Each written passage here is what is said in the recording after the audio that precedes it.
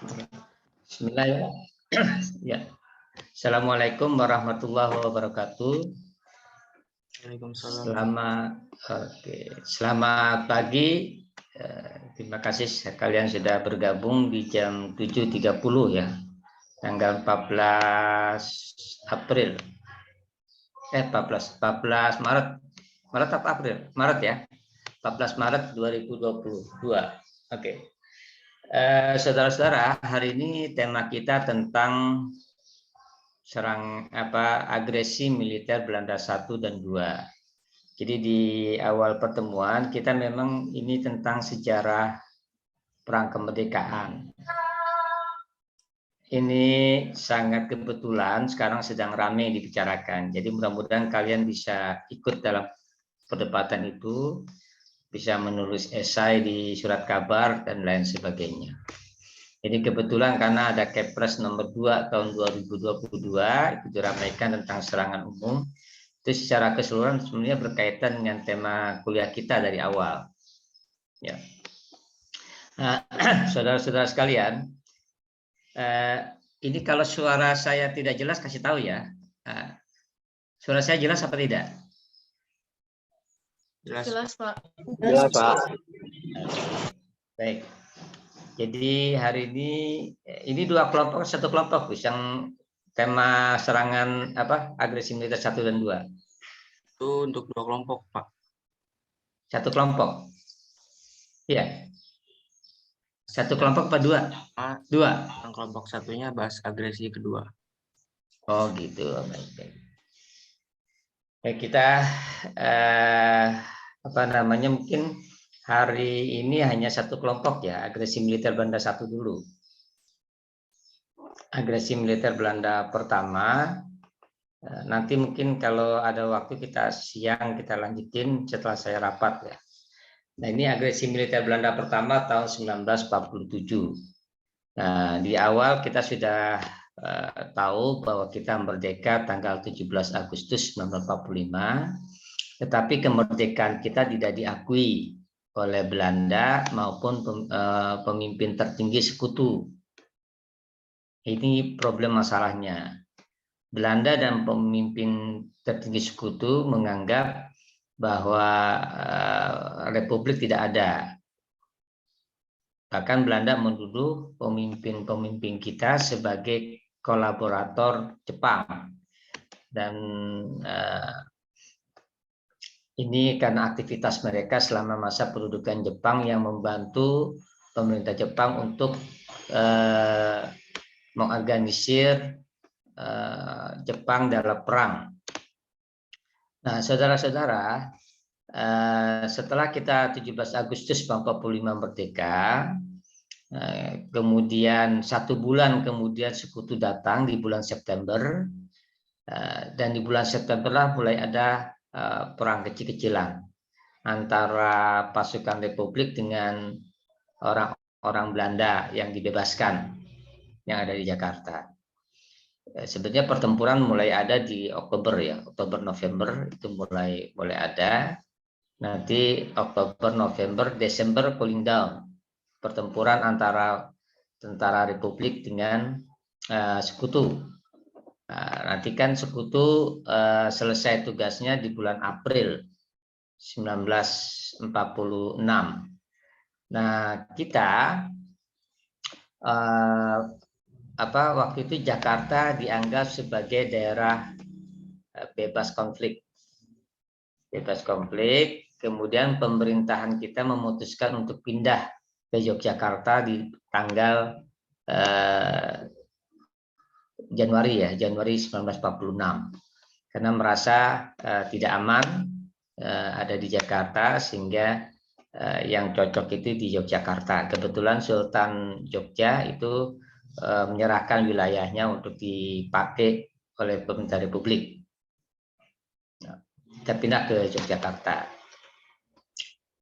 Saudara-saudara, ketika pindah ke Jakarta, itu sebenarnya kita sudah ada perjanjian dengan pihak Inggris, dengan sekutu maupun dengan Belanda. Dan dari perjanjian itu sebenarnya pemerintah Republik menganggap ini tidak tuntas dan akan terjadi perang. Nah, saudara-saudara, perang itu ternyata benar-benar terjadi. Jadi ketika Inggris atas nama sekutu itu meninggalkan Indonesia di bulan April 1946,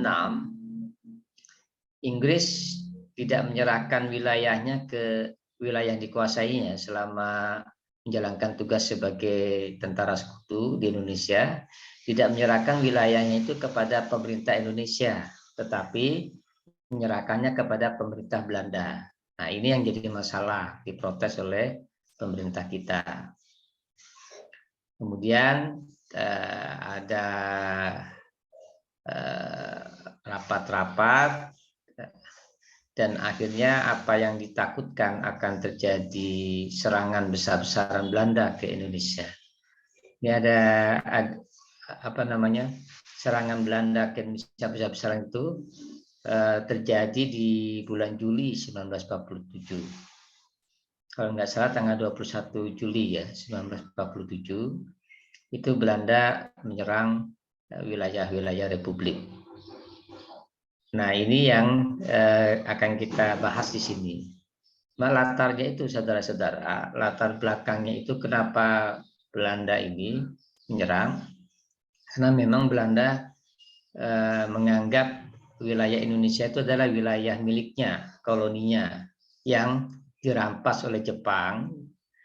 Maka ketika Jepang itu menyerah, seharusnya diserahkan kepada Belanda. Ini pemikiran logika pemerintah Belanda.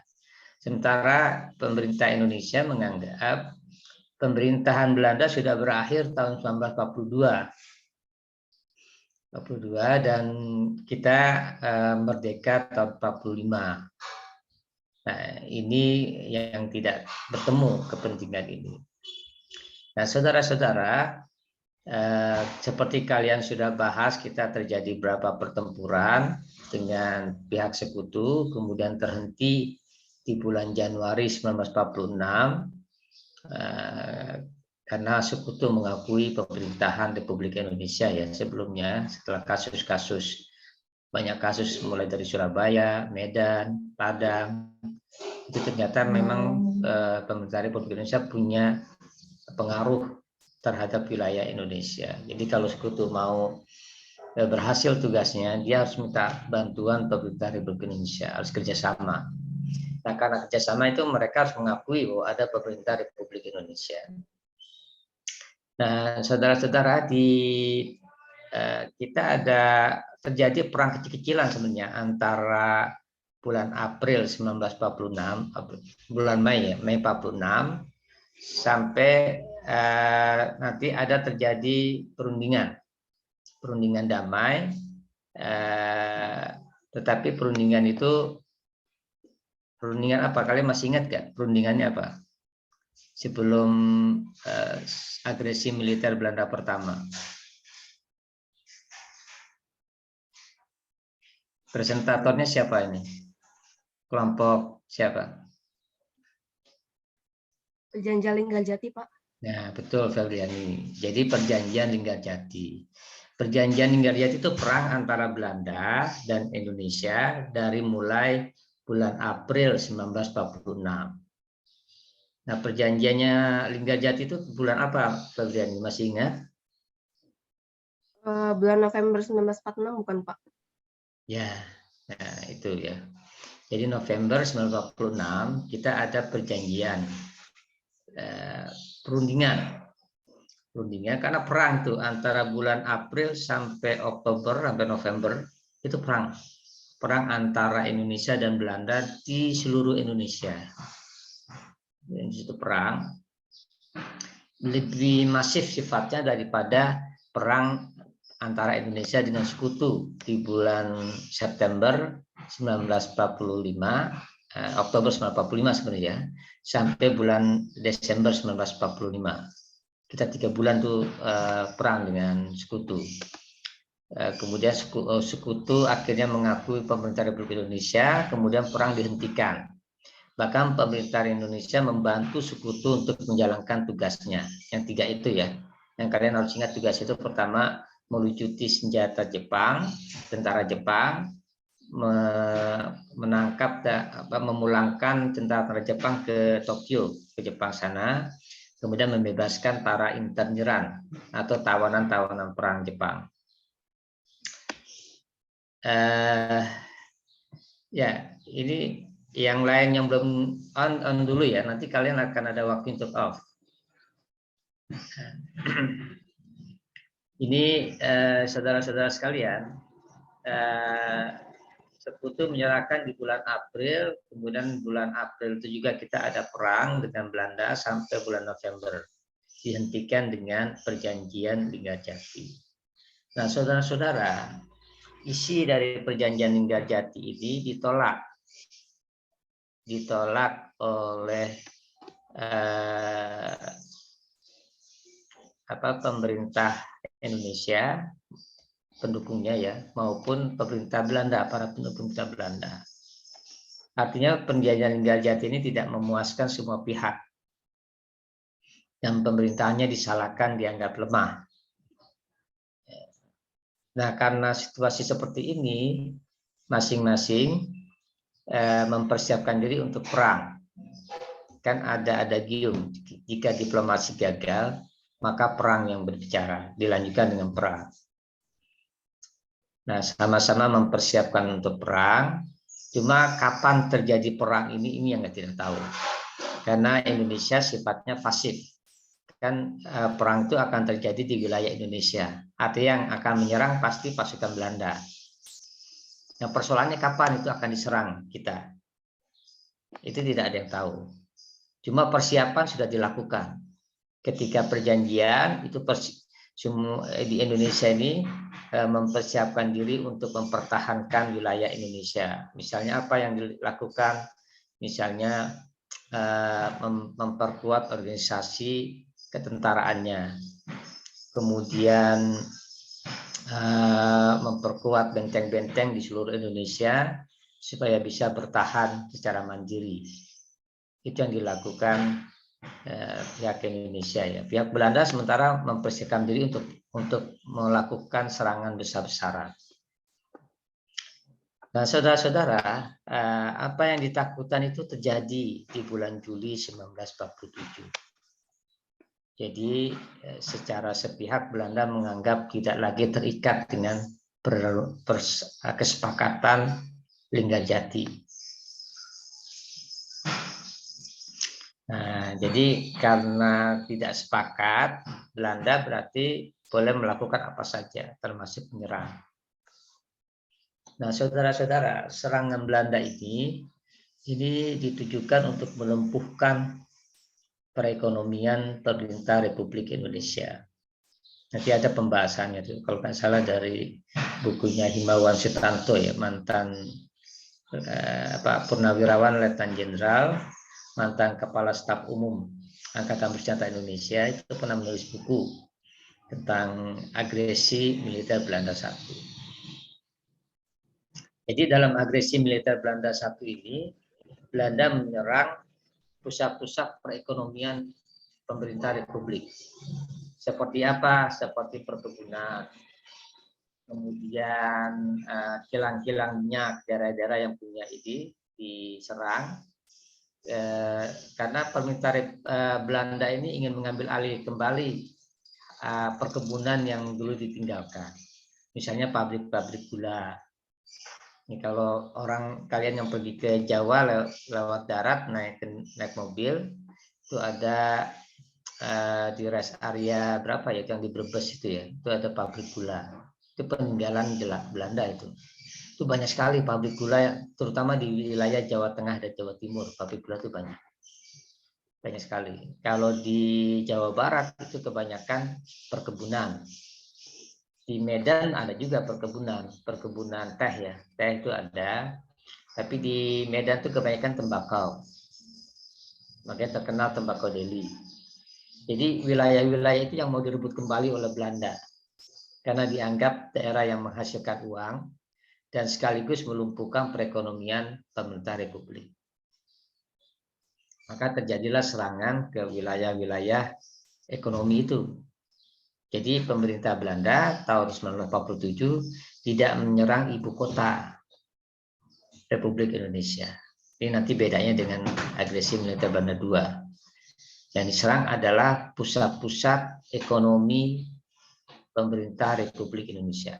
Tujuannya supaya pemerintah Republik Indonesia tidak punya kemampuan untuk melanjutkan pemerintahannya karena sumber ekonominya sudah hilang.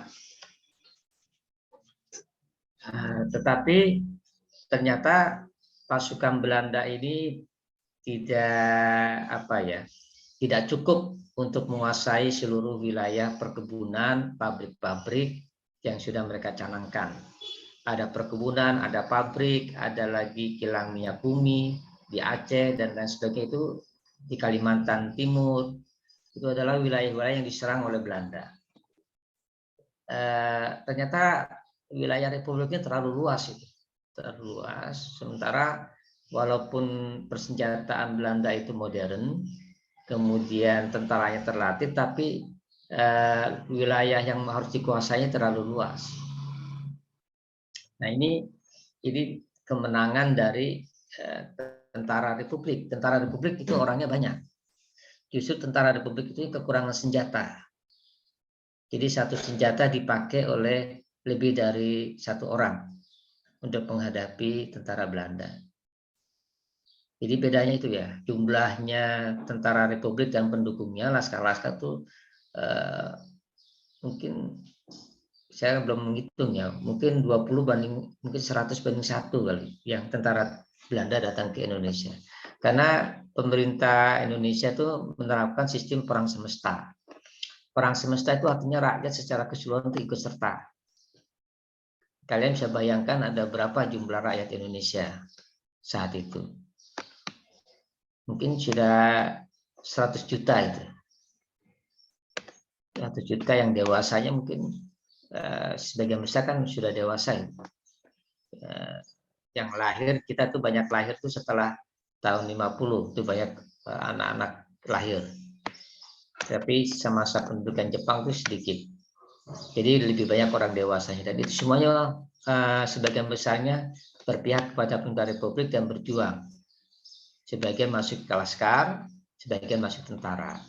Makanya waktu itu banyak laskar perjuangan yang berafiliasi ke partai politik maupun berafiliasi kepada organisasi keagamaan seperti NU, Muhammadiyah, Persis, itu punya laskar perjuangan. Nah, ini yang terjadi sehingga praktis serangan Belanda di tahun 47 sebenarnya gagal tidak mencapai target yang dihasilkan. Di sini Indonesia menang bertahan. Nah, saudara-saudara, antara pemerintah Indonesia dan pemerintah Belanda itu menyebutkan peristiwa serangan itu dengan istilah yang berbeda. Pemerintah Indonesia sampai sekarang itu memberikan istilah agresi militer Belanda I. Sementara pemerintah Belanda memberikan istilah aksi polisionil. Nah, ini dua istilah ini punya makna yang berbeda. Kalau agresi militer itu berarti pemerintah Belanda melakukan serangan, memperebutkan wilayah yang pemerintahannya sah, diakui oleh dunia internasional. Artinya serangan itu salah karena dia menyerang negara yang berdaulat, yang diakui oleh PBB. Sementara kalau aksi polisionil itu artinya pemerintah Belanda itu melakukan pengamanan terhadap wilayahnya sendiri. Jadi pemerintah Belanda menganggap Indonesia itu masih wilayahnya sendiri sebagai wilayah koloni.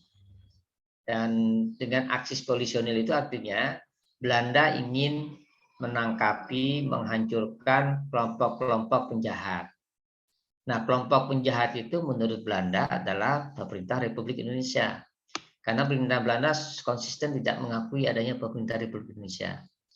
Soekarno dan Hatta itu dalam propaganda Belanda itu adalah pemimpin para penjahat di Indonesia.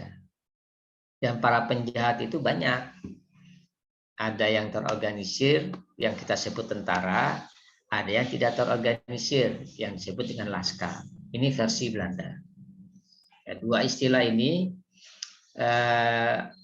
yang ada di dunia internasional. Tapi untuk di Indonesia, istilah yang lebih populer itu adalah agresi militer. Karena kita menganggap apa yang dilakukan oleh Belanda itu agresi. Dan Belanda adalah negara agresor. Gitu ya. Oke, hari ini kita satu tema saja ya, Agus ya. Maksudnya jam ini, karena saya tidak bisa konsentrasi penuh, harus ikut rapat.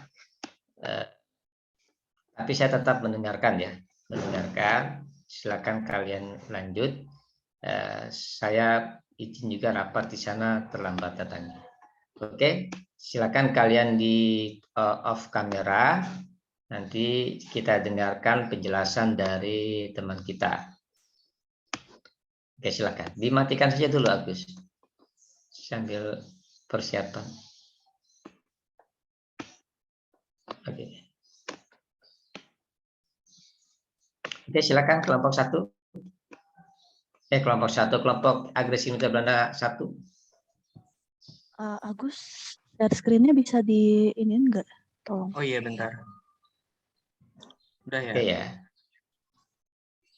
Silakan kill.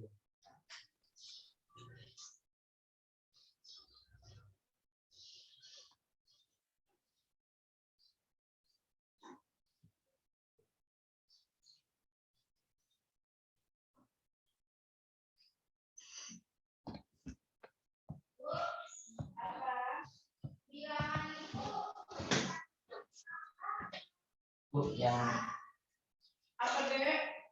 Bilangan itu angka tulisan. Angka dong. Di atas. Mesin cuci terlaris banget. Lengkap, ada itunya, ada jasanya, ada speakernya, ada mikrofon.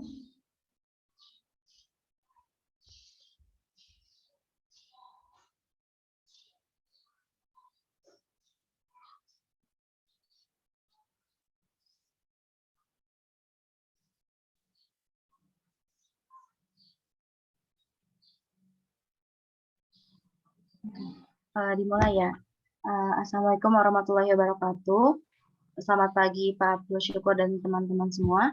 Kami dari kelompok 6 akan mempresentasikan mengenai agresi militer Belanda 1 dengan mata kuliah sejarah Indonesia masa awal kemerdekaan sampai demokrasi terpimpin dengan dosen pengampu Bapak Dr. Abdul Syukur MH.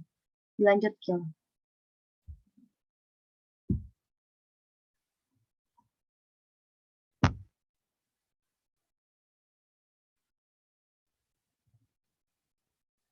Oke, mohon maaf ini seharusnya anggota kelompok 6. Dari anggota kelompok 6 terdiri dari Dea Akila Fadihaya, saya sendiri Korinus Syabila, dan Febriani Kusumawati. Lalu di sini ada table of content-nya. Di sini kita membahas 3 materi, 3 pembahasan, yakni mohon maaf Pak.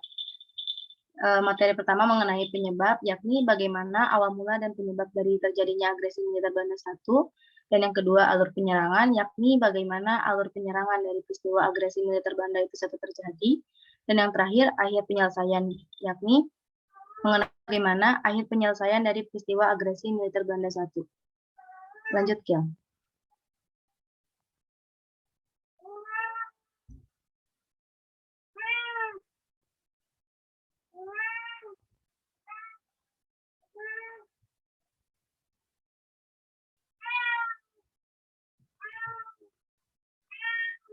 Kiel, next slide.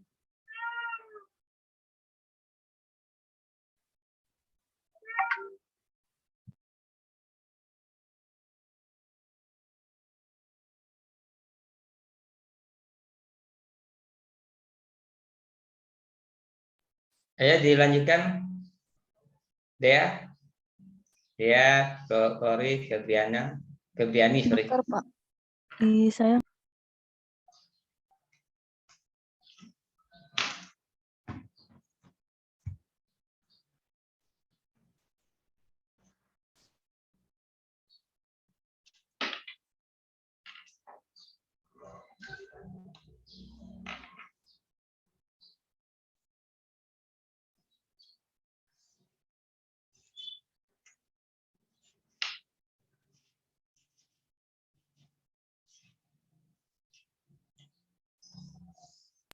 Oke, selanjutnya akan dijelaskan oleh saya mengenai latar belakang dari agresi militer Belanda I. Jadi, setelah Indonesia ini memproklamasirkan kemerdekaannya tanggal 17 Agustus 1945, Indonesia ini belum tentu bebas dari penjajahan. Nah, Belanda ini tuh masih berusaha untuk merebut kemerdekaan Indonesia melalui serangan-serangan mereka, yaitu salah satunya ini adalah agresi militer Belanda I atau operasi Produk. Jadi agresi militer Belanda I ini adalah operasi militer yang diintensifkan oleh Belanda di Pulau Jawa dan Sumatera pada tanggal 21 Juli sampai 5 Agustus 1947. Nah, berikut ini ada beberapa penyebab dari serta kronologi dari penyerangan agresi militer Belanda I. Jadi, karena agresi militer Belanda I ini kan merupakan kekalahan Belanda dalam perang ya. Jadi kekalahan tersebut itu membuat perekonomian Belanda saat itu tuh menjadi lesu, menjadi turun. Nah, Belanda juga ingin menghidupkan kembali perekonomian negara dengan menguasai kembali kekayaan alam Indonesia. Nah, sejumlah tentara Belanda ini kemudian dikirim kembali ke Indonesia.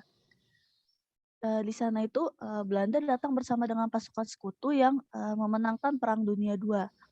Nah, untuk penyerangan kali ini, Belanda itu datang dengan bendera baru, yang awalnya itu bendera VOC, tapi sekarang itu diganti menjadi NICA atau Netherlands Indies Civil Administration.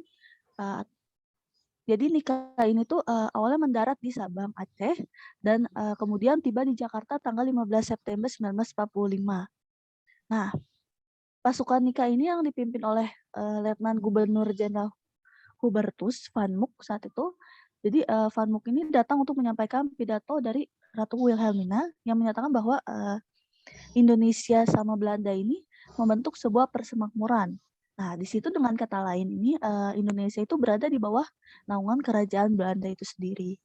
Namun saat itu masyarakat dan pemerintah Indonesia yang sudah merdeka ini mereka itu nggak terima tentang ucapan dari Belanda ini. Jadi mereka ini bertekad untuk mengusir penjajah saat itu. Nah, kemudian situasi ini semakin memanas.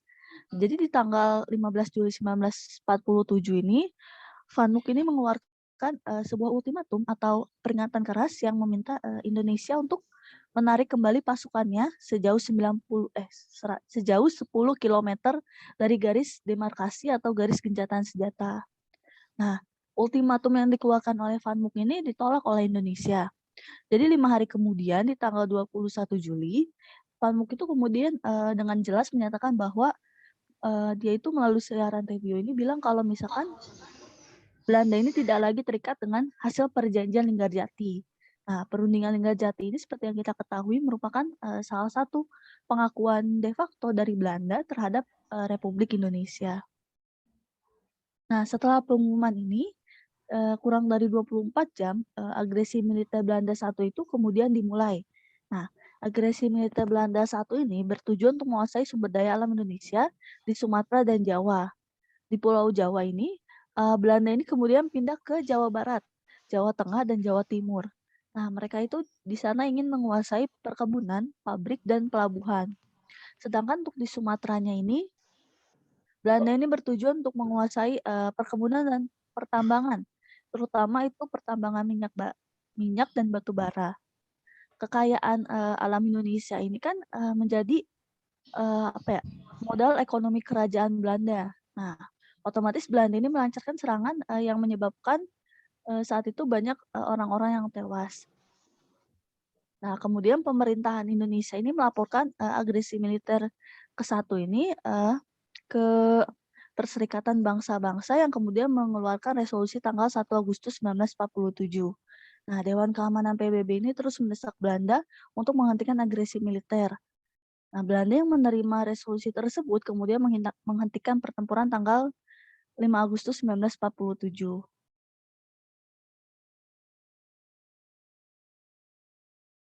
Jadi di sini itu ada 3 aspek tujuan Belanda yang melakukan agresi militer. Yang pertama itu ada aspek politik, di mana Belanda ini ingin mengepung ibu kota Republik Indonesia dan menghilangkan kedaulatan Indonesia yang telah kita usahakan dari dulu. Nah, yang kedua itu ada aspek ekonomi, di mana Belanda ini ingin menguasai sumber daya alam, terutama pangan dan bahan ekspor lainnya. Yang terakhir itu ada aspek militer, di mana mereka ini ingin menghancurkan Tentara Nasional Indonesia atau TNI.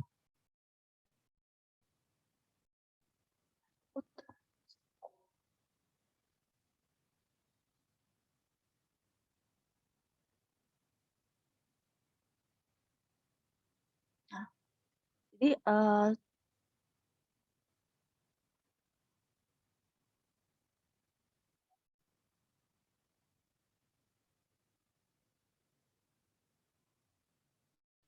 di sini ada beberapa sebab. Yang pertama itu ada sebab umum, di mana terjadi ada perbedaan dari penafsiran mengenai perjanjian Linggarjati di antara pihak Belanda juga dengan pihak Indonesia. Lalu untuk sebab khususnya ini, Belanda ini beranggapan bahwa semua kegiatan itu baik bidang politik, pemerintahan, dan ekonomi ini semuanya itu untuk di Indonesia ini harus dilakukan dengan seizin pemerintah Belanda saat itu. Nah, sebab lainnya juga termasuk tadi yang saya jelaskan mengenai masalah ekonomi yang terjadi di Belanda. Oke, selanjutnya akan saya serahkan kepada teman saya, silakan. Oke, baik, terima kasih. Berikutnya ada alur penyerangan. Dilanjut, Gil.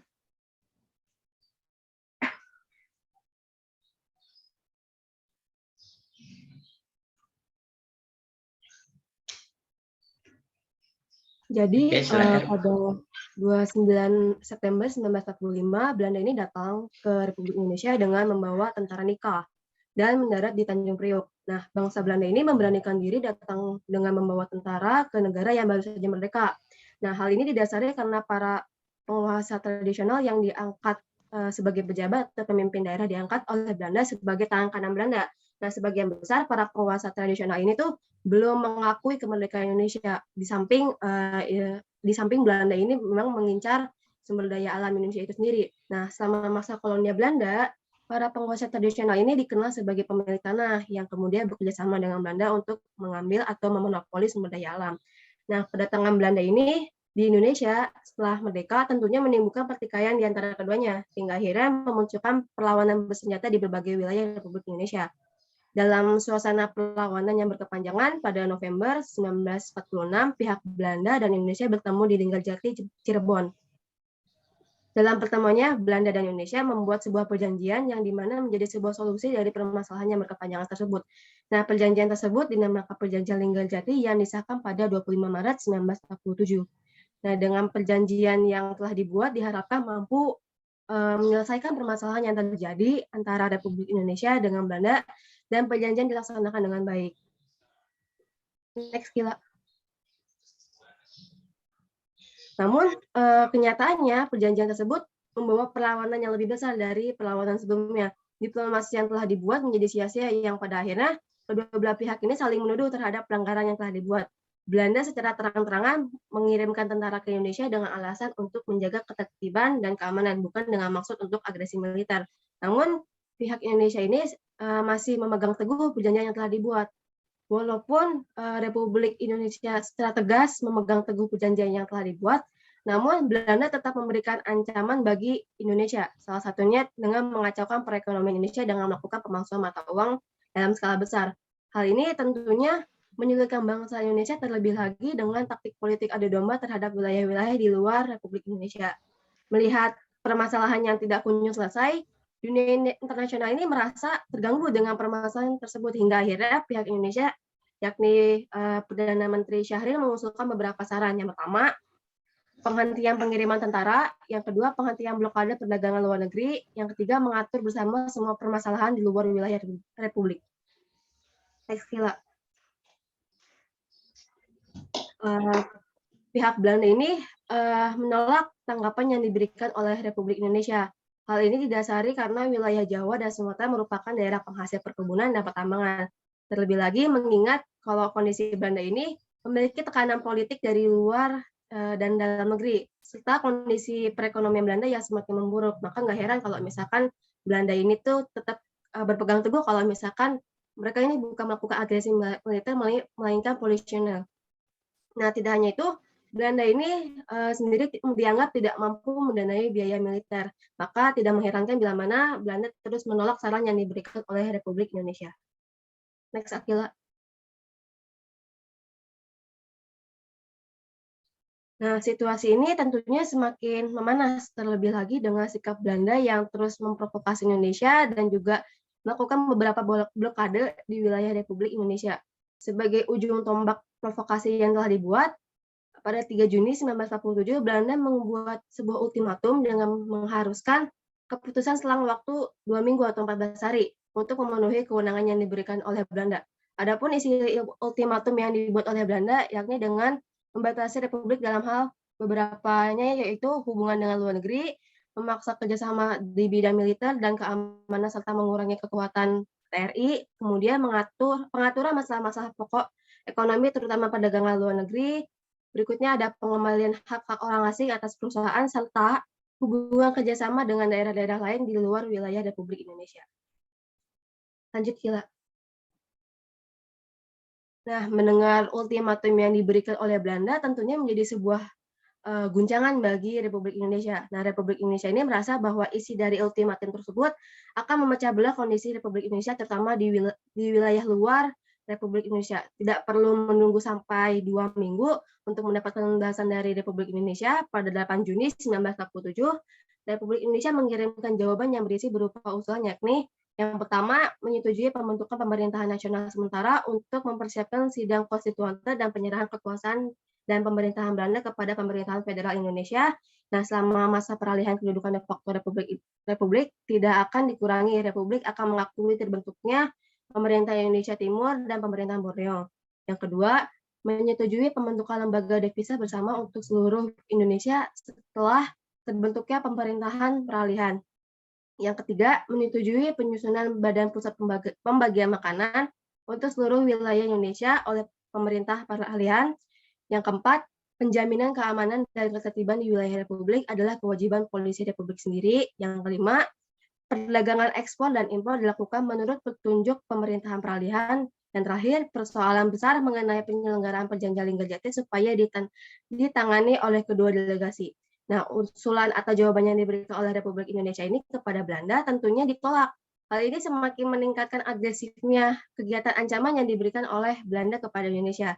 Nah, Belanda ini memandang Republik Indonesia bahwa apa yang dilakukan Republik Indonesia pada saat itu merupakan sebuah pelanggaran atau kesalahan dari perjanjian Linggarjati. Berikutnya, Kila.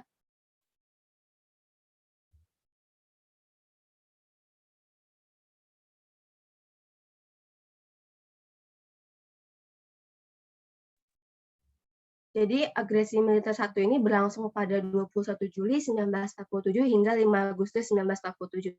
Nah, agresi militer ini dinamakan Operasi Produk atau lebih dikenal dengan aksi polisionil. Nah, Belanda tetap menganggap bahwa apa yang dilakukan Belanda ini sebagai ketertiban umum dan menaati perjanjian Linggarjati. Agresi militer ini dilaksanakan setelah Gubernur Van Mook mengeluarkan ultimatum agar pihak Republik menarik mundur pasukannya sejauh 10 km dari garis demarkasi. Nah, Van Mook ini juga mengatakan bahwa Belanda tidak terikat lagi dengan perjanjian Linggarjati.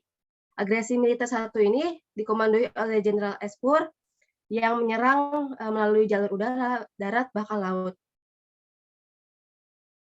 Next, Akila. Nah, strategi penyerangannya ini ada 3 divisi dan 4 brigade. Yang pertama ada divisi 7 Desember di bawah Komando Mayor Jenderal M. Dras berkedudukan di Jakarta. Yang kedua ada divisi B di bawah Komando Mayor Jenderal Sim de Waal berkedudukan di Bandung. Yang ketiga ada divisi A Surabaya di bawah Komando Mayor Jenderal De Bruyne Yang keempat ada Brigade T di Semarang di bawah komando Kolonel J. Van Langen. Yang kelima ada Brigade Z di Medan di bawah komando Kolonel Pitts Colton. Yang keenam ada Brigade U di Padang di bawah komando Letnan Kolonel J. Westlaiter. Yang terakhir ada Brigade Y di Palembang di bawah komando Letnan Kolonel Molinger. Lanjut, Akila.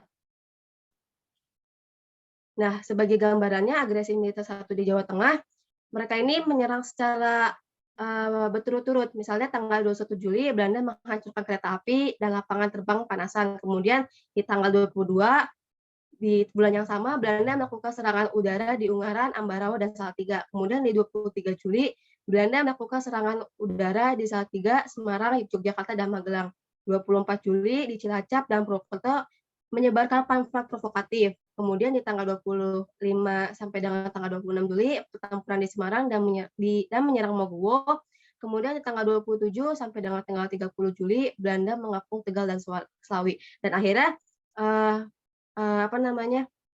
serangan-serangan ini tentunya dilakukan secara bertubi-tubi dan tentunya pihak-pihak dari Indonesia ini merasa terdesak dengan pertempuran yang dilakukan oleh Belanda. Lanjut, Akila.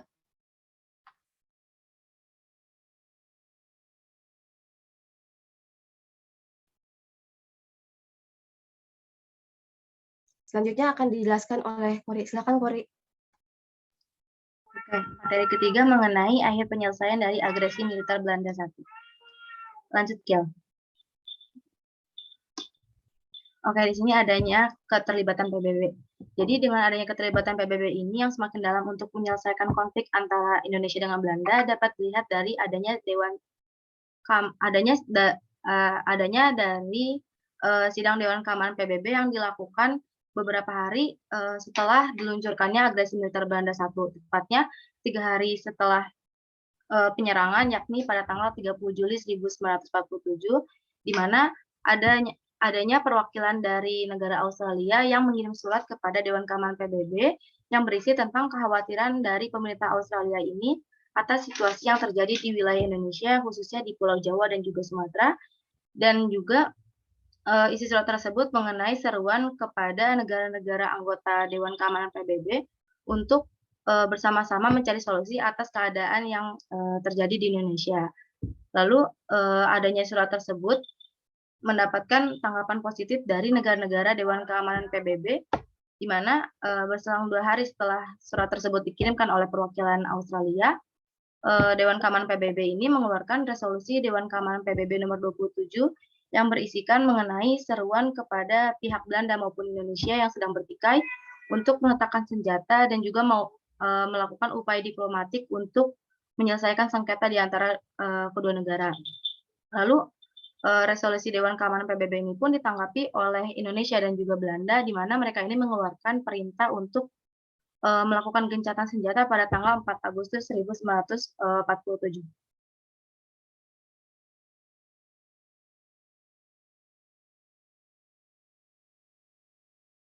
Lanjut, Kiel. Oke, jadi bisa dikatakan PBB ini kan sangat prihatin terhadap berlangsungnya pertikaian politik dan juga militer antara Belanda dan juga Indonesia, di mana pada saat itu beberapa anggota dari PBB juga mengusulkan agar masalah ini antara Indonesia dan juga Belanda ini dibahas dalam sidang PBB, di mana dalam sidang tersebut dicari nih cara penyelesaian untuk mendamaikan kedua negara. Jadi sambil nunggu diterimanya resolusi PBB pada tanggal 1 Agustus mengenai gencatan senjata tadi, Dewan Keamanan PBB juga melakukan beberapa kali sidang, misalnya pada tanggal 12 dan juga 25 Agustus 1947, untuk menentukan cara yang tepat dalam membantu penyelesaian pertikaian antara Indonesia dan juga Belanda. Misalnya dalam beberapa sidang tersebut ada rancangan resolusi yang dibuat misalnya dengan usulan agar Amerika Serikat dan juga Australia ini bertindak sebagai penengah atau pembentukan sebuah komisi arbitrasi 3 negara yang terdiri dari 1 negara penengah atau beberapa negara yang dipilih oleh pihak yang bertikai atau dipilih oleh Dewan Keamanan. Lalu perwakilan Republik Indonesia ini mengusulkan agar Dewan Keamanan menunjuk sebuah komisi untuk menengahi perselisihan. Sedangkan di sisi lain, yakni di perwakilan Belanda, mendesak Dewan Keamanan agar Republik Indonesia ini menerima tawaran dibentuknya komisi arbitrasi yang terdiri dari beberapa negara. Lalu setelah mempertimbangkan usulan serta sikap dari pemerintah Indonesia dan juga Belanda, akhirnya Dewan Keamanan PBB ini mengeluarkan resolusi Dewan Keamanan PBB nomor 31 yang berisikan mengenai tawaran untuk membantu menyelesaikan secara damai sengketa antara pihak Belanda dan juga Indonesia dengan memutuskan untuk membentuk komite arbitrasi yang terdiri dari beberapa negara untuk membantu Republik Indonesia dan juga Belanda dalam menyelesaikan pertikaian mereka. Lalu Dewan Keamanan ini bersedia untuk membantu melalui pembentukan komite jasa baik atau kita sebutnya dengan Komisi 3 Negara, di mana nantinya setiap pihak yang bertikai ini boleh menunjuk satu negara sebagai penengah. Lalu Dewan Keamanan ini meminta Komisi 3 Negara yang telah terbentuk ini untuk membantu kedua belah pihak yang bertikai tadi untuk mencapai suatu kesepakatan guna mentaati resolusi gencatan senjata. Lalu Dewan Keamanan juga memutuskan bahwa keanggotaan ketiga negara tersebut ini tidak dapat diganti oleh negara lain dan nantinya posisi dari si ketua ini akan diatur secara bergiliran. Lanjut, Kim.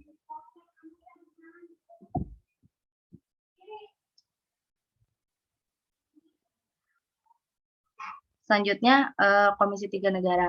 Nah, jadi Komisi 3 Negara ini merupakan suatu komisi yang beranggotakan 3 negara yang dibentuk oleh Dewan Keamanan PBB melalui resolusi Dewan Keamanan PBB nomor 31 yang bertujuan untuk membantu penyelesaian sengketa antara pemerintah Indonesia dan juga Belanda yang dinilai semakin memburuk pasca dilakukannya agresi militer Belanda I oleh pemerintah Belanda pada tanggal 27 Juli 1947.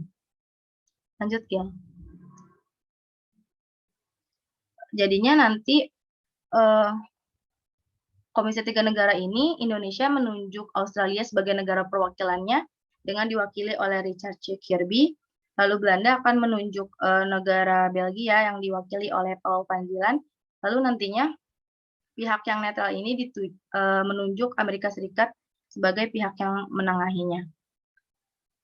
Lalu nantinya komisi ini akan memiliki tugas untuk membantu penyelesaian sengketa antara pemerintah Indonesia dan juga Belanda, sekaligus untuk memantau situasi terkait dengan gencatan senjata yang telah dilakukan oleh kedua negara tadi pasca diterbitkannya resolusi Dewan Keamanan PBB nomor 27 pada tanggal 1 Agustus 1947 yang berisikan tentang perintah untuk menghentikan permusuhan antara pemerintah Belanda dan juga Indonesia setelah pecahnya insiden agresi militer Belanda.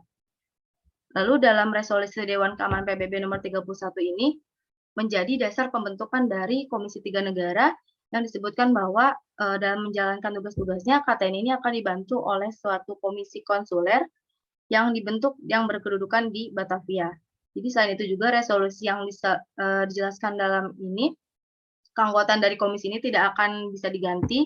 Namun nantinya posisi ketua ini akan diganti secara bergilir dari ketiga negara ini. Jadi bisa dikatakan bahwa KTN ini tuh merupakan kepanjangan tangan dari PBB yang memiliki peranan aktif dalam proses pencarian solusi antara sengketa dari Belanda dan juga Indonesia. Lalu dikatakan kepanjangan tangan ini karena keseharian dari dilaksanakannya tugas KTN ini terlibat aktif sebagai mediator dalam upaya-upaya diplomatik yang dilakukan oleh Belanda dan juga Indonesia untuk menemukan solusi dari persengketaan kedua negara ini. Lalu peranan dari KTN ini dapat terlihat juga dengan pencapaian yang dilakukan oleh KTN, misalnya aja menghasilkan perjanjian Renville yang akan dibahas selanjutnya. Lanjut, Kiel. Oke, jadi perjanjian Renville ini adalah perjanjian antara Indonesia dan Belanda yang ditandatangani pada tanggal 17 Januari 1948 di atas geladak kapal perang Amerika Serikat, yakni USS Renville, yang berlabuh pada saat itu di Tanjung Priok, Jakarta, yang dinilai pada saat itu merupakan tempat yang netral. Lalu perundingan ini akan ditengahi oleh Komisi 3 Negara yang dihadiri oleh Amerika Serikat, Australia, Belgia. Jadi pada saat itu delegasi dari Belanda ini hampir semua berasal dari negara Indonesia, karena pada saat itu juga Belanda ini tetap melakukan politik adu domba agar mereka ini dapat menguasai Indonesia dengan mudah. Lalu setelah melalui perdebatan yang sengit antara kedua belah pihak yang bertikai dari tanggal 8 Desember 1947 sampai dengan 17 Januari 1948, maka diperoleh hasil dengan intinya 5 poin berikut ini. Jadi yang pertama, Belanda tetap berdaulat atas seluruh wilayah Indonesia sampai kedaulatan Indonesia diserahkan kepada Republik Indonesia Serikat atau RIS yang segera terbentuk nantinya. Dan yang kedua, Republik Indonesia Serikat ini mempunyai kedudukan yang sejajar dengan negara Belanda dalam Perserikatan Indonesia Belanda. Dan yang ketiga, Republik Indonesia akan menjadi negara bagian dari RIS. Yang keempat, sebelum RIS terbentuk, Belanda dapat menyerahkan kekuasaannya kepada pemerintahan federal sementara. Dan yang kelima, pasukan Republik Indonesia yang berada di kantong harus ditarik ke Republik Indonesia. Nah, maksudnya daerah kantong ini adalah daerah yang berada di belakang garis Van Mook, yakni garis yang menghubungkan dua daerah terdepan yang diduduki Belanda. Lanjut, Gil. Selanjutnya mengenai keadaan pasca Perjanjian Renville. Nah, jadi dalam persetujuan Renville ini, Republik Indonesia bisa dikatakan memberikan cukup banyak konsesi kepada pihak Belanda. Salah satu persetujuan yang diberikan oleh Republik tadi kan mengosongkan kantong-kantong di wilayah federal yang dikuasai oleh tentara Republik Indonesia. Yang nantinya ini mengakibatkan hijrahnya divisi Siliwangi dari Jawa Barat ke Jawa Tengah. Selain itu juga, persetujuan Renville ini menimbulkan masalah pelik lainnya, yang nantinya akan memicu sebuah konflik senjata di antara berbagai kesatuan militer di pihak Indonesia, misalnya karena tidak semua pejuang Republik yang tergabung dalam berbagai laskar, misalnya kayak Barisan Bambu Runcing ataupun Laskar Sabilillah yang di bawah kepemimpinan Kartosuwiryo ini mematuhi hasil dari perjanjian Renville tersebut. Maka mereka ini akan terus melakukan perlawanan senjata terhadap tentara Belanda.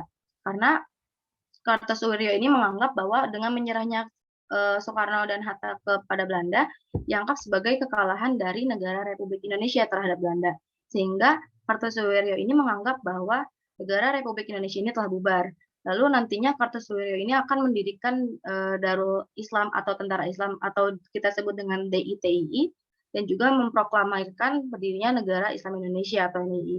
Lalu nantinya DITII ini akan melakukan berbagai pemberontakan di berbagai daerah Indonesia, misalnya aja di Jawa Barat yang nantinya dipimpin oleh Kartosuwiryo sendiri, lalu di Aceh akan dipimpin oleh Daud Ture, Jawa Tengah akan dipimpin oleh Amir Fattah, Kalimantan Selatan akan dipimpin oleh Ibnu Hajar, dan juga Sulawesi Selatan akan dipimpin oleh Kahar Muzakar. Lanjut, Gil.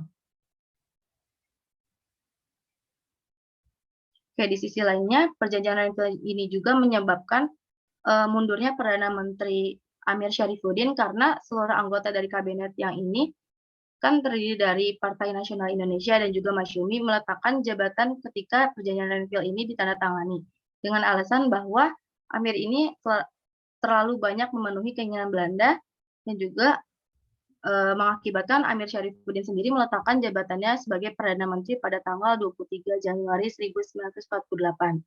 Nah, jadi bisa disimpulkan bahwa perjanjian Renville ini cukup membuat pemerintah Republik Indonesia ini mengalami berbagai goncangan, baik dari pemberontakan militer di berbagai daerah, akibat ketidakpuasan mereka terhadap pemerintah Indonesia, maupun jatuh bangunnya kabinet pada masa itu akibat perbedaan pandangan politik dan juga partai-partai yang ada pada saat itu. Lanjut, Gil. Jadi kesimpulan dari pembahasan hari ini yakni sejak Indonesia merdeka dapat dikatakan bahwa kondisi Indonesia ini belum stabil karena belum mendapat pengakuan dari negara lain. Beberapa negara mengakui kemerdekaan Indonesia, namun Belanda mengaku menolak kemerdekaan tersebut. Lalu bentuk penolakan yang dilakukan Belanda adalah dengan melakukan agresi militer satu, yakni pada tanggal 20 1 Juli 1947 yang bermula pada perbedaan pemahaman atas isi dari perjanjian Linggarjati yang dilakukan sebelumnya.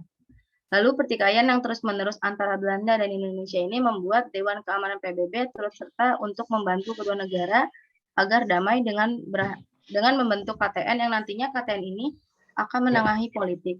Agresi militer 1 ini berakhir dengan ditandatanganinya perjanjian Renville. Lanjut ya. Ini referensi yang digunakan dalam kelompok kami untuk menyusun PPT serta makalah. Lanjut ya. Oke, sekian dari kelompok kami. Mohon maaf apabila ada kekurangan dan tadi ada kendala share screen. Wassalamualaikum warahmatullahi wabarakatuh.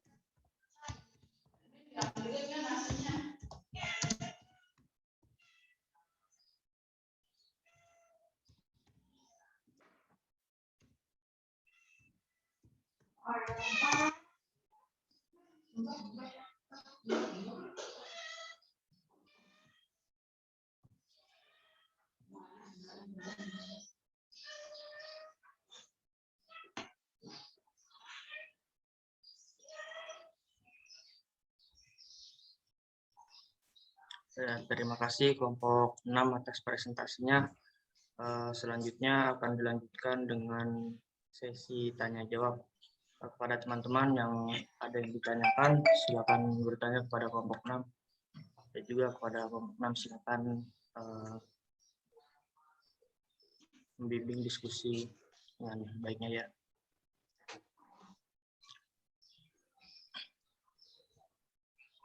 Silakan bagi yang ingin bertanya bisa ditanyakan.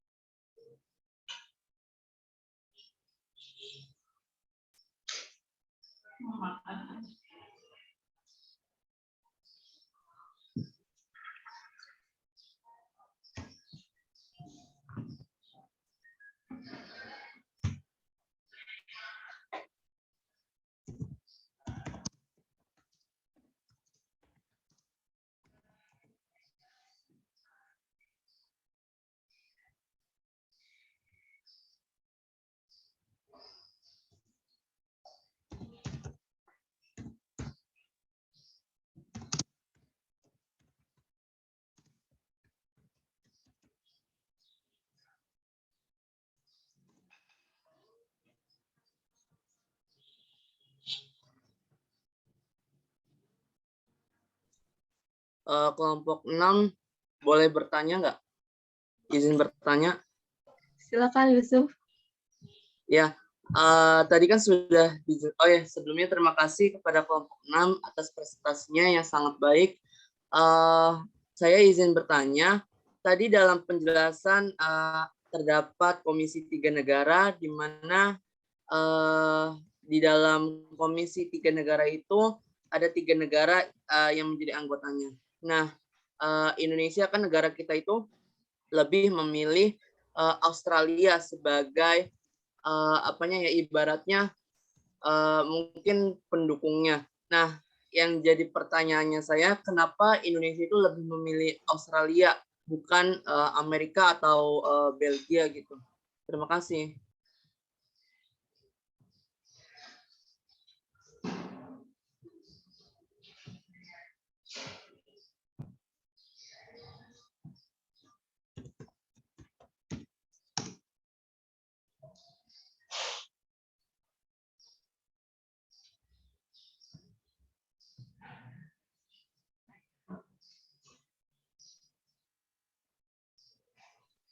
Ya, gimana kelompok 6? Pertanyaannya bisa dipahamin? Mau langsung dijawab atau nunggu teman-teman lain nanya lagi? Mungkin ditampung dulu aja, Gus. Oke, boleh.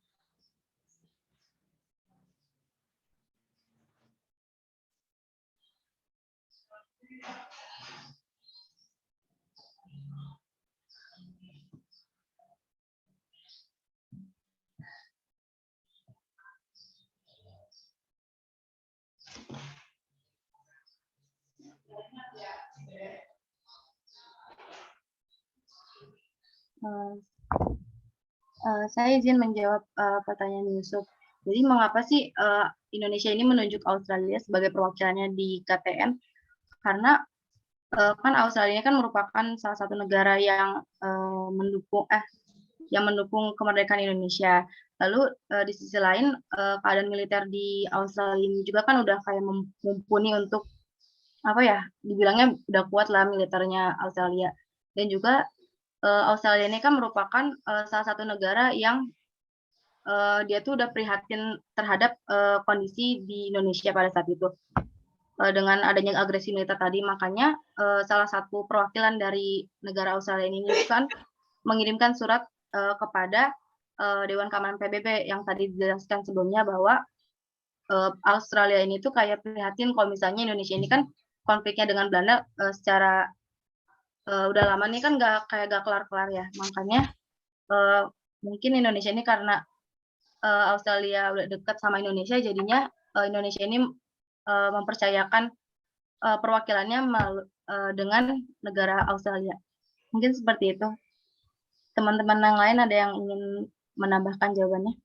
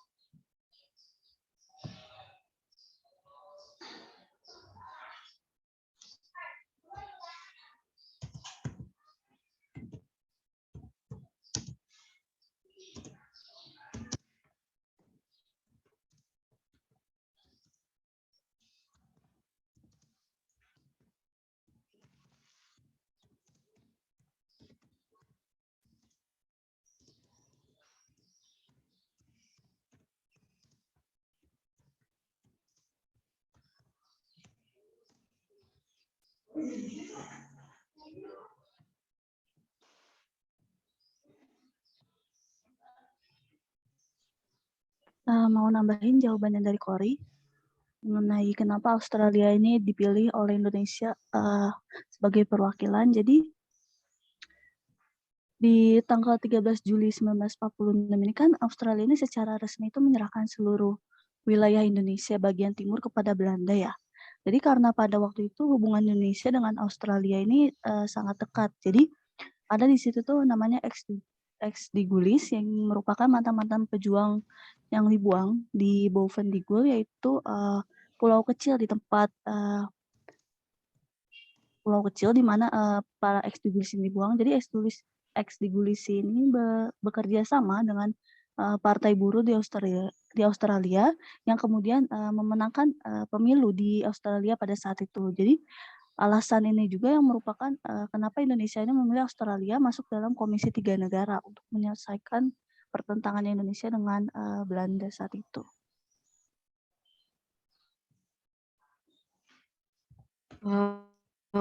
Jadi kenapa Indonesia nunjuk Australia? Tadi benar apa dikatain Kori sama Gila, mau nambahin juga kalau Australia ini ditunjuk untuk mewakili Indonesia karena partai buruh yang ada di Australia bersimpati dengan perjuangan kemerdekaan Indonesia. Terus dukungan partai buruh itu dibuktikan dengan adanya peristiwa Black Armada pada tanggal 24 September 1945, yakni pemboikotan kapal Belanda yang menyangkut pasukan Belanda kembali ke Indonesia. Nah, selain itu juga terdapat unjuk rasa di depan kantor kapal Belanda yang ada di Sydney dengan tuntutan agar Belanda meninggalkan Indonesia. Untuk Ucap, bagaimana jawabannya dari kelompok kami? Baik, terima kasih kelompok 6 jawabannya. Terima kasih. Oke. Mungkin teman-teman yang lain ada yang ingin menambahkan atau ada yang ingin bertanya?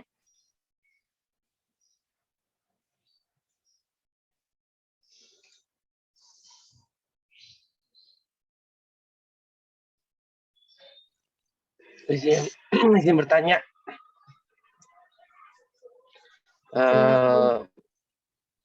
Saya mau bertanya, kan tadi kan Belanda melakukan agresi militer Belanda 1. Saya mau bertanya, saat penyerangan itu apakah TNI atau TRI itu memberikan respon atau memberikan serangan balasan atau bagaimana? Intinya TNI memberikan serangan balasan nggak pada saat Belanda itu mulai melakukan agresi militer Belanda 1? Terima kasih.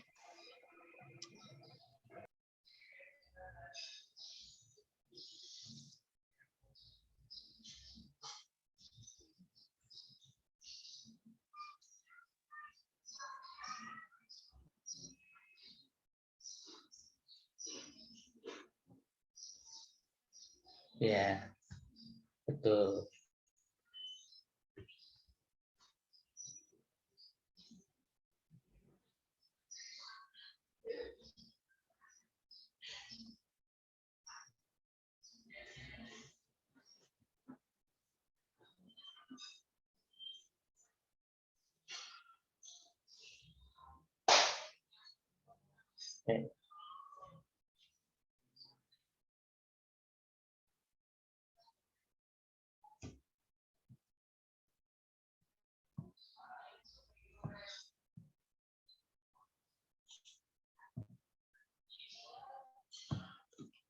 Eh, izin Prof, boleh bertanya Prof?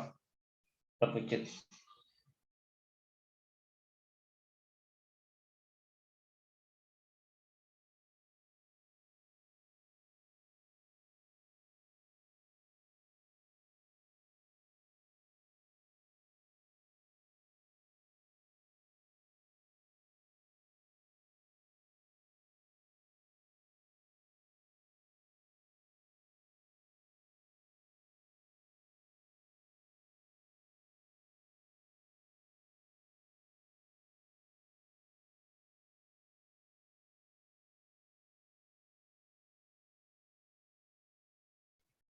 Izin menjawab pertanyaan Marcel. Jadi ditanyakan kalau misal pas awal mula agresi militer Belanda ini, ketika Belanda melakukan serangan, apakah Indonesia langsung membalas? Kalau menurut literatur yang saya baca, jadi kan pada saat itu awal mulanya kan Gubernur Jenderal Van Mook ini kan mengeluarkan ultimatum agar pihak Indonesia ini ditarik mundur pasukannya sejauh 10 km dari garis demarkasi. Tentu saja dengan adanya ultimatum tersebut ditolak oleh pemerintah Indonesia. Lalu Van Mook juga menyatakan bahwa Belanda itu tidak akan lagi terikat dengan perjanjian Linggarjati. Jadi setelah itu Belanda ini kan langsung melakukan serangannya dengan cepat dan juga mendadak menggunakan kekuatan militer yang besar dan juga perlengkapan yang modern. Tentunya dengan adanya serangan yang dadakan tersebut membuat pihak Indonesia juga terkejut dan bisa dikatakan pada saat itu kan Indonesia kan belum siap ya. Jadi Indonesia itu belum bisa menandingi kekuatan dari Belanda tersebut dan akhirnya Belanda ini dengan mudah dapat menduduki beberapa wilayah di Jawa dan juga Sumatera. Mungkin seperti itu. Teman-teman yang lain ada yang ingin menambahkan? Mau nambahin juga ya, kan tadi kan sebagai gambaran agresi militer di Jawa Tengah kan kebanyakan serangannya melalui udara, sedangkan dari kita sendiri kan senjatanya itu masih pakai yang dari bekas dari Jepang itu sendiri kan. Jadi logikanya aja kalau misalkan dari serangan udara, otomatis pertahanan yang mereka buat ini, khususnya dari Tentara Republik Indonesia ini tentunya bakalan hancur begitu aja. Terus makanya dari pihak Indonesia sendiri ngerasa kalau mereka itu benar-benar terdesak, mereka benar-benar terkepung, mereka benar-benar nggak bisa ngelawan apalagi dari serangan udara. Mungkin kayak gitu, Marcel. Bagaimana, Marcel? Mau nambahin. Jadi kan menurut literatur yang saya temukan, jadi kan ada serangan udara Belanda ini atas kekuatan udara Republik Indonesia itu kan dapat dikatakan berhasil ya. Jadi di sana itu sebagian besar dari kekuatan AURI yang baru dibangun selama kurang lebih ini 2 tahun ini hampir dapat dilumpuhkan saat itu. Jadi ada beberapa pangkalan udara di Pulau Jawa itu yang dapat diduduki seperti salah satunya itu ada pangkalan udara Bugis di Malang sama di Kalijati. Jadi selain itu pesawat yang ada di pangkalan udara Mauspati, Panasan sama Ciberem ini kan banyak dihancurkan oleh Belanda. Sedangkan untuk di pangkalan udara Maguwo itu hanya tersisa dua, jadi hanya ada 2 pesawat lalu di Curang ini ada satu, sama satu lagi pesawat Hayabusa. Jadi bentar. Nah, jadi dari pangkalan yang tersisa ini yaitu Pangkalan Udara Meguwo ini yang sekarang kita sebut itu Pangkalan Udara Aji Sucipto. Nah, para pejuang AURI ini tuh menyusun strategi untuk melakukan serangan balasan kepada Belanda, yaitu dengan melakukan operasi udara menggunakan pesawat terbang peninggalan Jepang yang tersisa di Maguwo. Jadi penyusunan serangan ini tuh dipimpin oleh Kasau Komodor S. Surya Dharma bersama perwira operasi Komodor Muda Udara Halim Perdana Kusuma saat itu. Nah, sedangkan untuk eksekutornya ini dipercayakan kepada para kadet penerbang, yaitu ada Mulyono Sutarjo Sigit, Suharno Koharbani, sama Bambang Sabto Aji. Nah,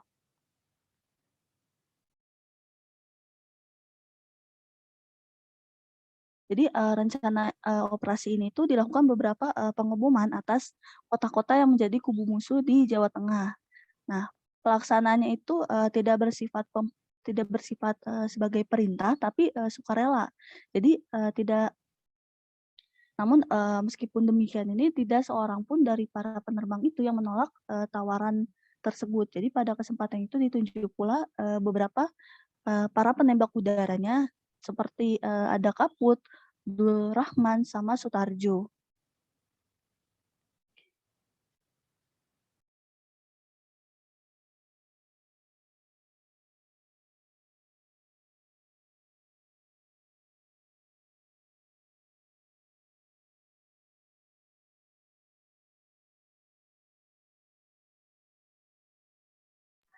Untuk Marcel, gimana jawabannya, Sel?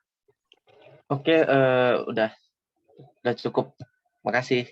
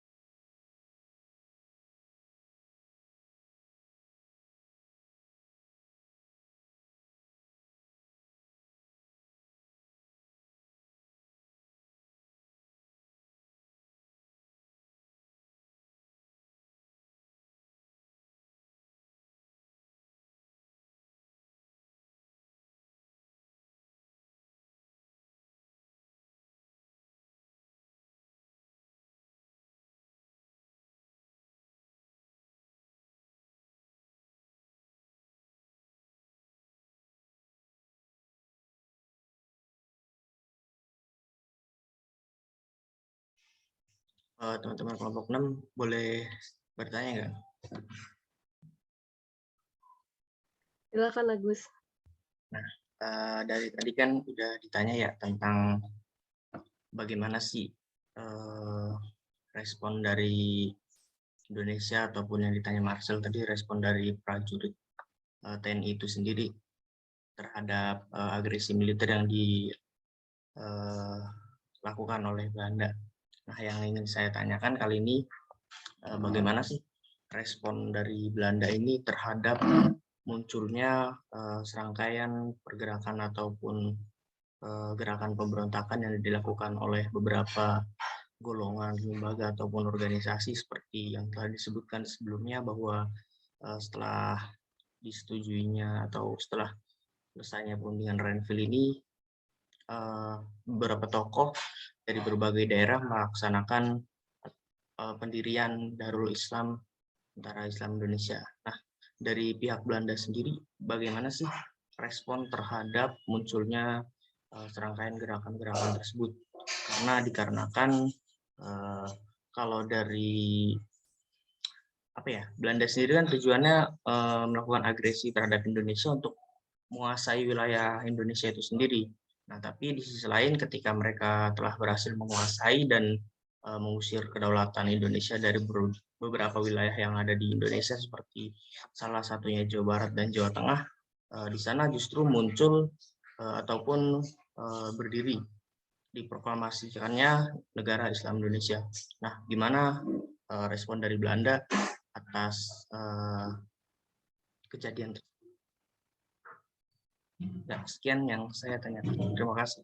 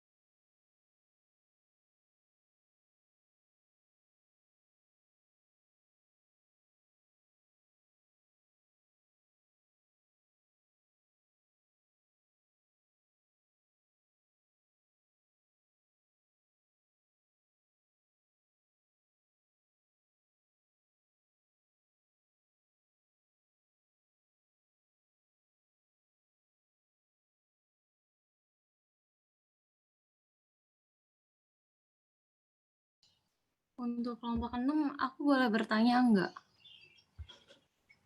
Silakan. Siapa itu? Bayang ya? Mm-mm. Yang sedang ngomong-ngomong. Ya, jadi kan tadi sempat dibahas ya di PPT-nya kalau misalkan Belanda kan pengen balik lagi ke Indonesia karena ada wilayah tertentu di Indonesia yang menghasilkan beberapa barang seperti gula, teh, sama lain-lain ya. Nah, kan pada saat itu pas lagi agresi militer Belanda yang pertama itu Belanda kan sempat menyerang beberapa wilayah tertentu ya. Salah satunya itu membakar pabrik gula yang ada di Indonesia.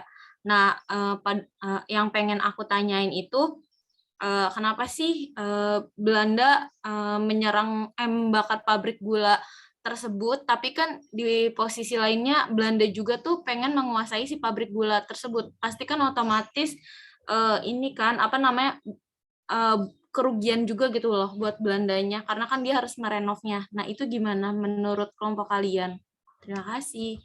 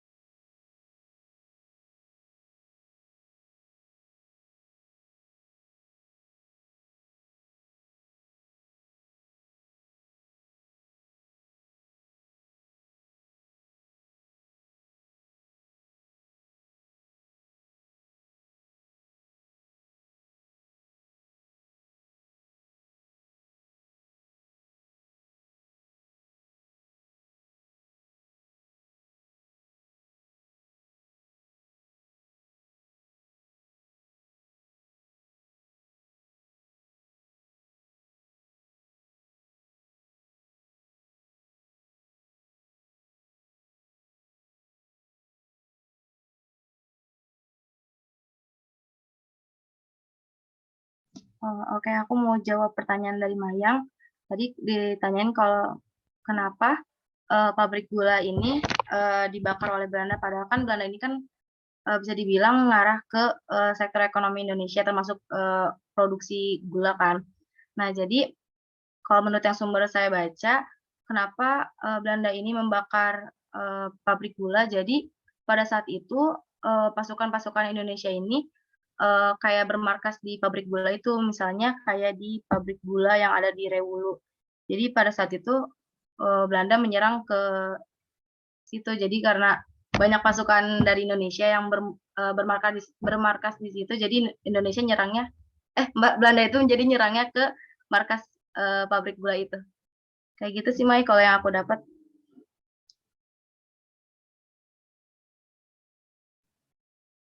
Mau nambahin dikit jawabannya Kori.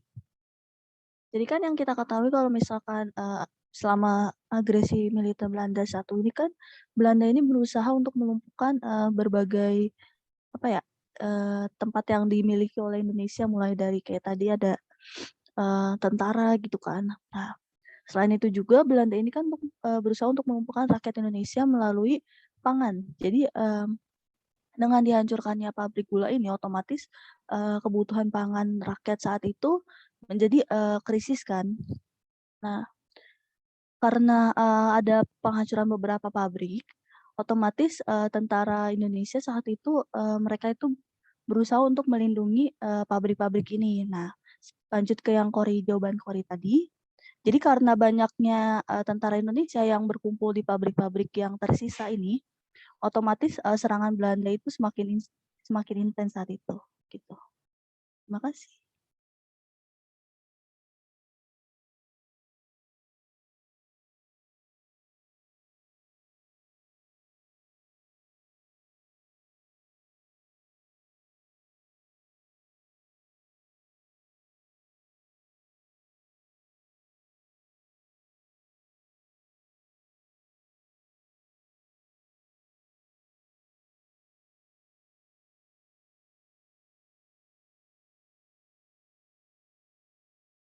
Sebelum menjawab pertanyaan Agus, untuk Mayang gimana jawabannya, Mayang? Oke, makasih untuk kelompok 6 sudah terjawab pertanyaannya. Jadi intinya Belanda itu membakar pabrik gula milik Indonesia itu karena satu, banyak tentara Indonesia yang bermarkas di pabrik gula tersebut, terus juga kayak menghancurkan pangan kayak gitu. Terima kasih.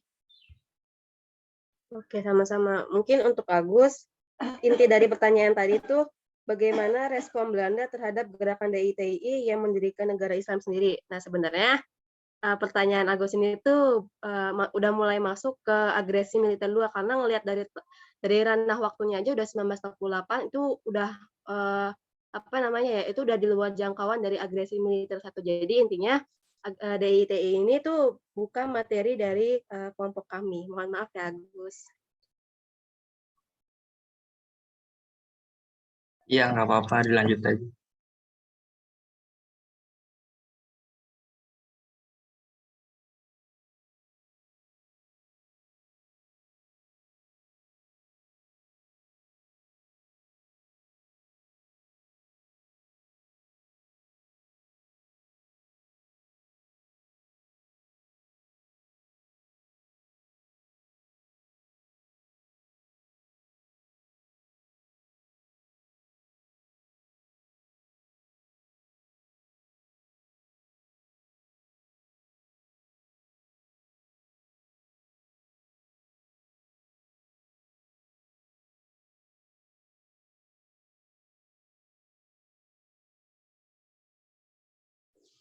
Itu ada satu lagi pertanyaan dari Fahri, saya bacain ya.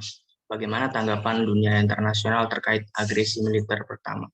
Terlebih kan Indonesia sudah menjadi negara yang merdeka dan sudah diakui oleh beberapa negara. Nah, ada nggak sih tanggapan atau bantuan dari mereka, baik berupa dibuatkan semacam kebijakan menolak perang atau sebagainya? Ini pertanyaan terakhir ya, karena arahan dari Pak Abdul, diskusi cukup diselesaikan. Oke, jadi silakan dijawab dulu pertanyaan terakhir dari Fahri.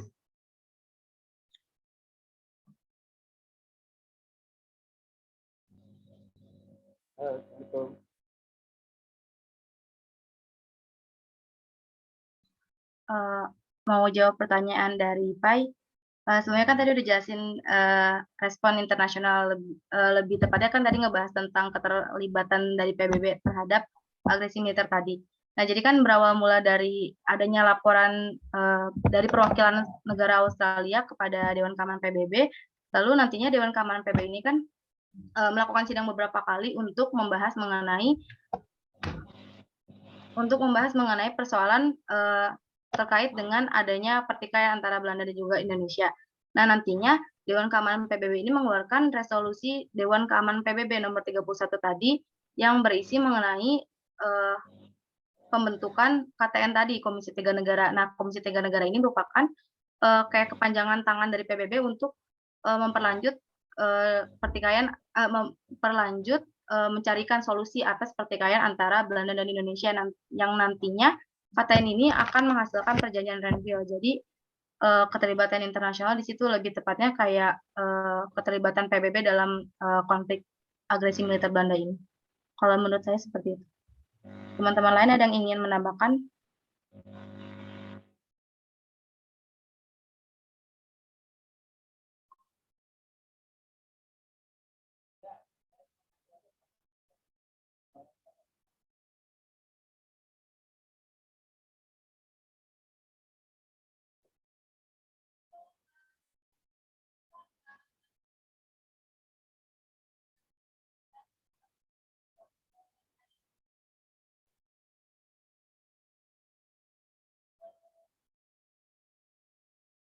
Izin menambahkan ya, kelompok 6. Nah, dari yang saya baca sedikit sumber sih, tapi dari yang saya baca ini bahwa adapun PBB ini turun tangan untuk menyelesaikan kasus persoalan dari agresi militer Belanda 1, dikarenakan sebelumnya tentu ada segala macam protes yang dikirimkan oleh beberapa negara. Tentu PBB sebagai negara yang menyalurkan perdamaian dunia pada saat itu turut mendengar laporan-laporan, terutama salah satunya juga dilakukan oleh Australia, yang mana Australia juga menuntut diadakannya Komisi 3 Negara, yang mana gunanya yaitu untuk segera menyelesaikan kasus konflik yang menimpa Indonesia karena dilakukan serangan militer oleh Belanda. Ya, seperti itu, Fahri. Terima kasih.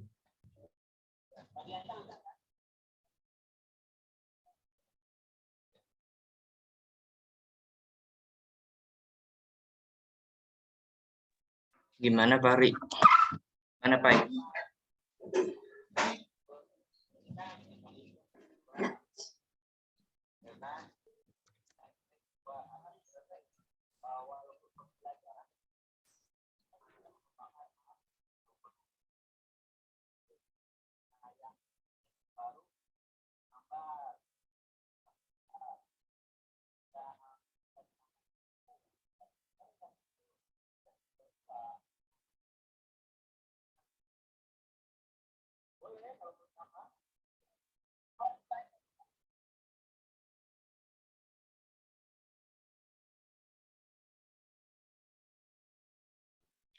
Oke, karena kelompok 6 udah ngejawab dan juga Fahrinya nggak ada respon, mungkin kita selesaikan aja ya diskusinya kali ini. Oke. Jadi sesuai arahan dari Pak Abdul, kelasnya segera diselesaikan, kata beliau. Terima kasih teman-teman.